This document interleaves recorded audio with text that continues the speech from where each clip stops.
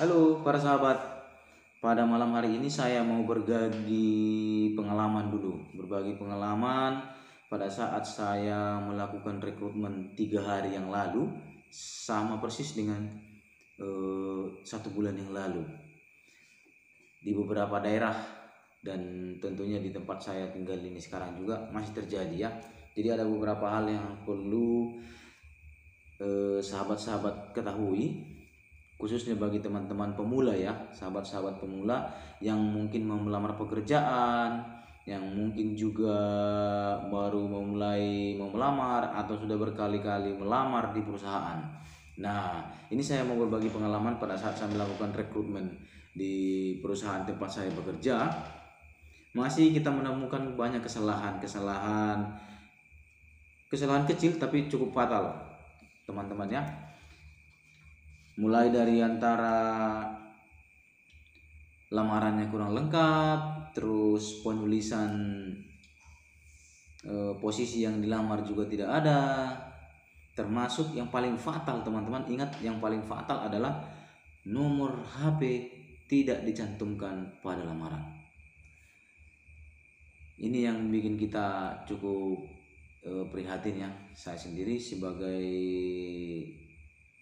seorang HRD di salah satu perusahaan cukup memprihatinkan, karena kita harus mengesampingkan beberapa berkas yang seperti itu, karena cukup banyak berkas yang kita terima dan kita lihat, sehingga tidak memungkinkan untuk kita memberi waktu membaca secara detail, secara keseluruhan, karena begitu kita lihat tidak lengkap. Nah, yang pertama adalah teman-teman perlu perhatikan satu yang penting adalah jangan buru-buru membuat surat lamaran. Hal sepele tetapi ini penting. Jangan buru-buru, harus dalam suasana tenang, dipikirkan dengan matang, terencana.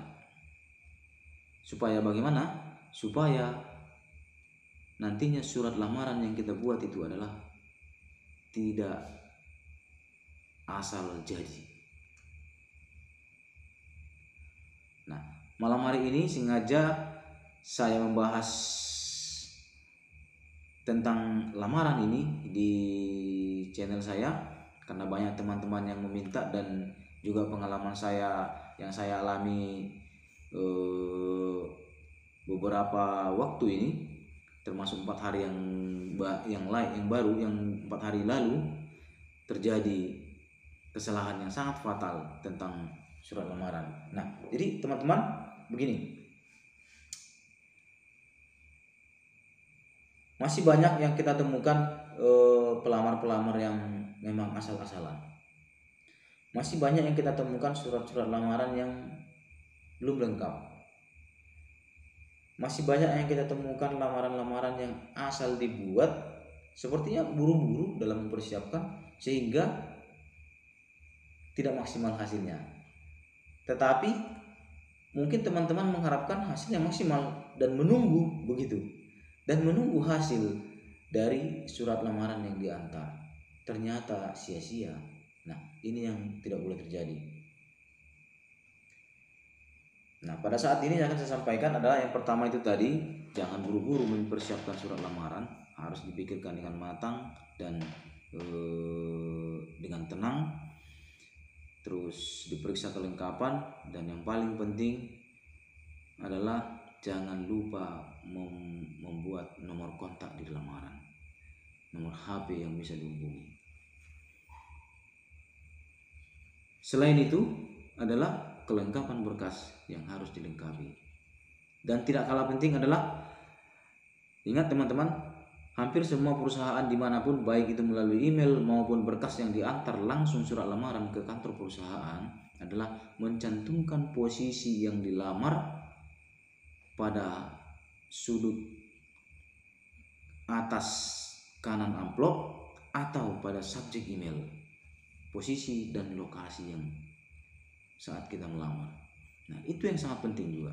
Kenapa? Pas pada saat kita menerima berkas lamaran, yang pertama kita lihat adalah amplopnya. Di situ sudah tertulis apakah dia melamar contohnya seorang administrasi, atau seorang staf ahli contohnya, atau seorang operator, nah, atau seorang karani ya di perkebunan kelapa sawit, atau seorang technical engineering.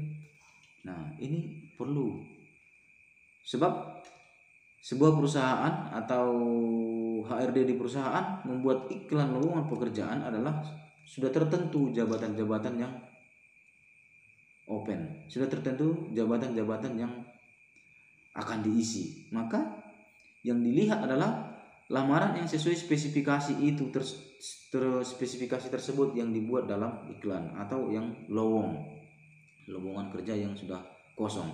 Nah, itulah yang harus kita isi sebagai pelamar, dan jika tidak cocok memang ya baiknya tidak dilamar.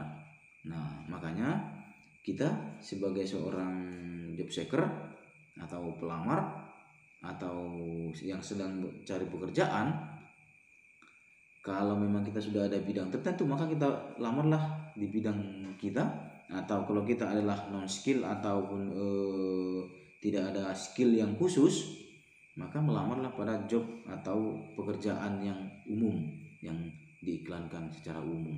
Nah, jadi teman-teman, sahabat-sahabat, sekali lagi diingat bahwa lamaran yang harus kita siapkan itu adalah yang pertama, siapkan dengan matang dan tenang nomor kontak, posisi yang dilamar apa, berkasnya harus lengkap, dan CV yang dibuat adalah secara simple, detail, yang memang menjelaskan